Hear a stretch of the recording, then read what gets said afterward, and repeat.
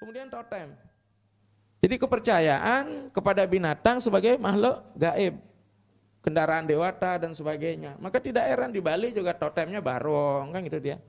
Barong macan, barong bangkal dan sebagainya. Bahkan ada lontar membahas barong disebut barong suari. Kebetulan saya punya nih. Ini memang seperti itu, totem. Di agama lain mungkin juga ada, tapi tidak terlalu dibesarkan. Kemudian adalah setelah itu magi sudah, totem sudah, pemujaan leluhur, ancestor worship. Kita masih, tapi ancestor worship kita tidak berhenti di pemujaan leluhur. Maka kalau India memberikan kita sebagai doktrin top down alias deduktif dari atas ke bawah di mana Tuhan diturunkan. Kemudian diakomodir juga bahwa Atman itu berasal dari Brahman, maka konsep ancestor worship ini tidak berhenti di leluhur, tapi bagaimana menunggalnya leluhur dengan sang adi kodrati. Inilah disebut dengan induktif, bottom up, yang tedun dan yang naik. Ya, dalam bahasa Lontar Janyana Siddhanta, yang turun namanya Swalingam atau Siwalingga, yang naik namanya Atmalingga. Nah, makanya di sini perlu kita jelaskan banyak sekali yang ngai pelinggih dewa yang setelah nyekah karena tidak disamakan tidak nunggal dengan Betara Yang Guru gitu.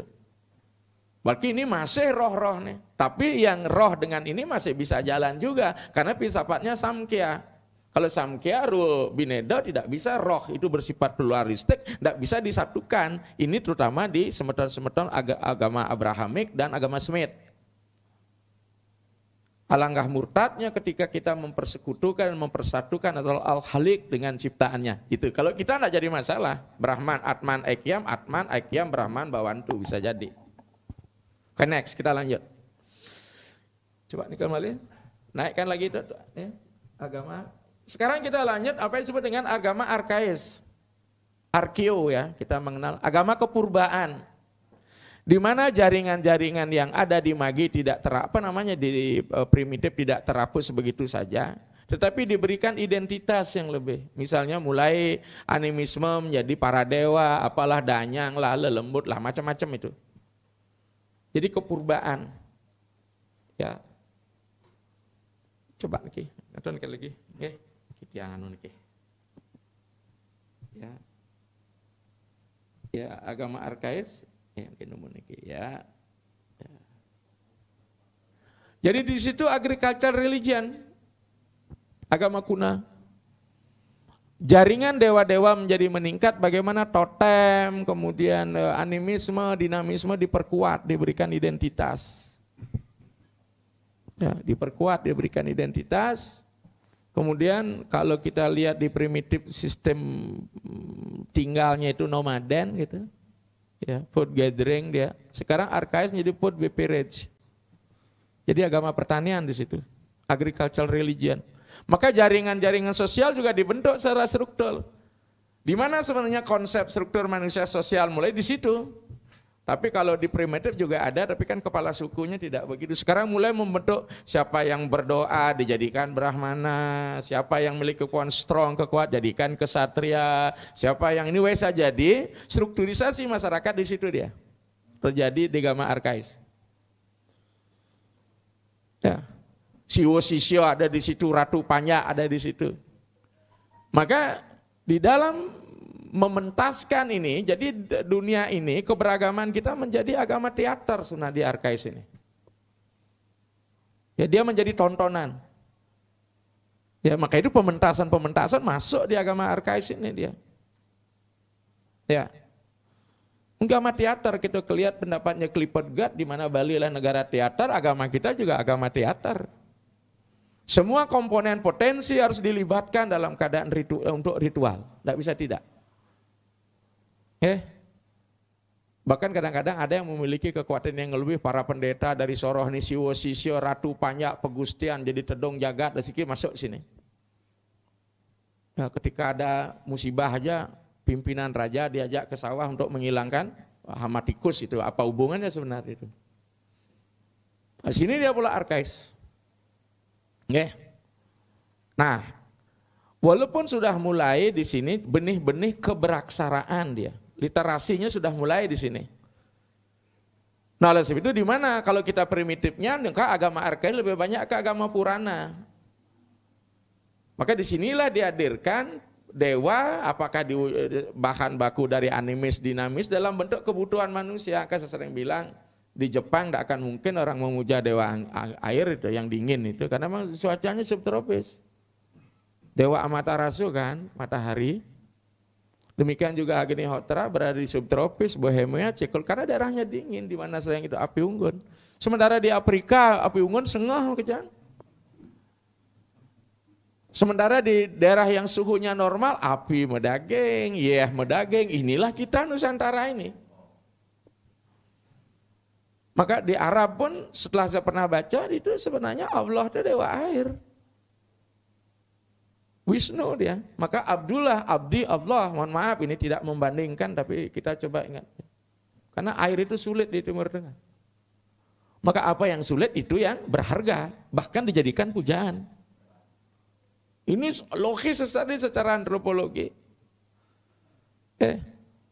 Nanti seiring dengan mulai ditemukannya dari food BP gathering ke food BP rates, kemudian ditemukannya api, disitulah teknologi pengecoran logam dimulai.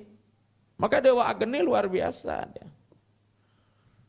Itu revolusi kehidupan manusia ada pada penemuan api. Dulu kan hanya meramu aja.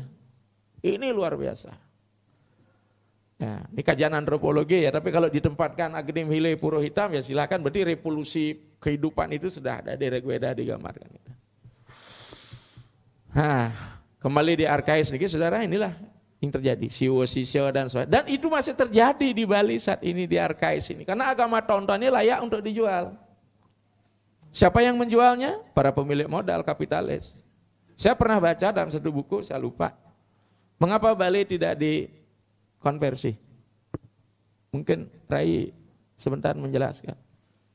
Ada Bali sharing waktu dulu, Rai ya? Bahkan Belanda paling belakang menjajah kita karena tidak ada kepentingan, karena Bali hanya mampu memasok Buddha aja. 1640 baca buku Spell of Power Historical Politik Bali 1640 sampai 1940.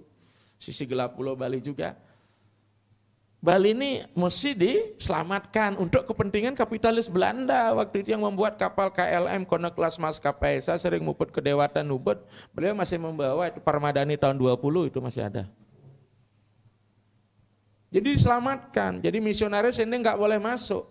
Dalam rangka penyelamat inilah Livring Pandertuk didirikan, Gedung Kertio didirikan. Bukan dibuat peradilan teater juga, Radpan Kerte. Pada saat itu juga bentuk hakim-hakimnya. Karena supaya ingin pelestarian ini sebenarnya budaya ini untuk komoditi. Nah sekarang permasalahan siapa yang menjadikan diri kita di Bali dengan agriculture menjadi komoditi, ini menjadi sangat penting ini. Kemudian kita yang dijual dapat apa? Nih, termasuk saya menjual, jujur aja. Lamun saya ada ritual kan, saya minta nak nur sulingnya ya. Berapa sih orang yang untuk Dharma Wacana gitu. Tapi perlu dibahas secara agama, bukan dari segi ekonomi. Apa sih ritual itu? Saya katakan juga wairagyo itu. Dalam filsafat agama, dengan apa Tuhan mengadakan kita, dengan itu pula kita akan kembali. Kita diberikan roh, kita kembali ke roh. Kita diberikan pemina, janyana yoga, diberikan roh, raja yoga. Ketika kita diberikan badan, karma dan bakti yoga lah kita ambil. Ini supaya kita jelas dalam framework. Nanti mulai proses modern, agama modern nih. Agama modern adalah agama industri. Jelas revolusi industri di Inggris sangat berpengaruh, walaupun sebelumnya sudah ada. Ya orang sudah ribet masuk ke industri, sementara agama agriculture ya ditinggalkan. Cukup memuja satu Tuhan aja deh. Maka monoteisme itu mulai masuk di dalamnya. Ya, bahkan menurut saya pernah baca buku Muhammad pun melakukan perjuangan untuk memenangkan dewanya untuk menjadi dewa tertinggi. Jadi Al-Khaliq, Al-Marim itu jadi perjuangan dari politeisme. Jadi di agama agriculture itu jelas dia politeisme kesannya. Tapi setelah diberikan pencerahan, enlightenment dari Siwa, itulah menjadi aneka, kemudian berubah jadi eka. Jadi Tuhan yang aneka di bawah subordinat eka. Sebentar kita lihat diagramnya supaya jelas. Jadi agama modern mulai dia kembali tunggal. Apa itu? Transenden, monoteisme transenden. Bahkan saya pernah juga ada monoteisme, Ray nulis itu, monoteisme imanen. Tidak ada itu, saya dibabat habis oleh Mother Sutta. Tapi saya katakan inilah di situ. Sebenarnya dia panteistik kan. Dan, nah niki pola beragama mesti masuk ya. Nah setelah nikah transenden, jadi manusia banyak menjadi agen-agen yang transenden ini. Monotes sekarang ini. Ya, berusaha ini, apakah mulai figur manusia yang diangkat? Sebenarnya dalam Hindu ada. Dia tidak pernah berbicara kedua, misalnya Sang Buddha kan tidak pernah bicara masalah Tuhan. Tapi karena saking setianya pengikut Buddha, saya Siddhartha Gautama pun akhirnya dijadikan Tuhan. Dan itu kemungkinan akan terjadi pada yang lagi marak saat ini, berdialektika ini. Kan kenyataannya ya Krishna yang dimaksud bukan Krishna di Bhagavad Gita, tapi Krishna Chaitanya Mahaprabhu gitu, itu katanya.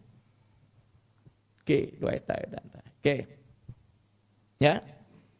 Tapi akhirnya orang merasa bahwa agama modern ini gagal membawa keimanan karena agama apa? Kapitalis masuk di dalam. Bicara kapitalis berarti ingin menguasai yang lain. Agama ini jelek dan sebagainya, ini memberikan keselamatan karena musik komodifikasi, politisasi. Bahkan tidak pernah selesai proses ini sampai sekarang, terutama di Abrahamic. Karena setiap suku harus mewakili kenafisan, kenabian dari garis lurusnya bahwa saya lebih murni daripada you kan itu dia. Nah, ini terakhir adalah agama postmodern lah. Mulai dia kembali ya kepada saripati agama itu spiritual, tapi justru berbahaya karena tidak jelas parameter untuk mengukur spiritual ini. Karena dianggap agama industri yang monoteisme gagal membawa misi, membawa kedamaian. Sekarang muncullah tokoh-tokoh kembali memberikan pesan bahwa ini agama, jadi tidak ada sekat, jadi lintas agama masuk bicara spiritual. Tentu secara institusi ini juga tidak benar, karena seolah kita akan mengkonversi mereka. Nah disinilah perubahan. Di mana kita mulai? Kalau kita bicara masalah ini sesungguhnya semuanya ada. Tari primitif ada, agriculture ada. Masa aku bilang ketika kita bicara primitif masuk pasti agama Brahmana itu banyak simbol-simbolnya. Ketika kita beragama arkais berarti kita banyak bicara Purana, para dewa banyak, dewa yang satu bertengkar dengan dewa yang lain gitu. Kalau orang lemah dalam deskripsi narasi filosofinya, bukan deskripsi narasi fakta sejarahnya, oh agama ini tuh bertengkar, dewanya bertengkar gimana? Oke ya. Nah nikilah semeton sareng sami yang bisa ditianganukan, sampaikan, mudah-mudahan ini menjadi satu stimulus pemantik untuk bisa kita diskusi. Mudah-mudahan waktunya bisa terakomodasi. Kalau bicara ini luar biasa banyak. Demikian, nanti kita tambah lagi, kita sempurnakan pada dialog sebentar. Demikian Om Santi.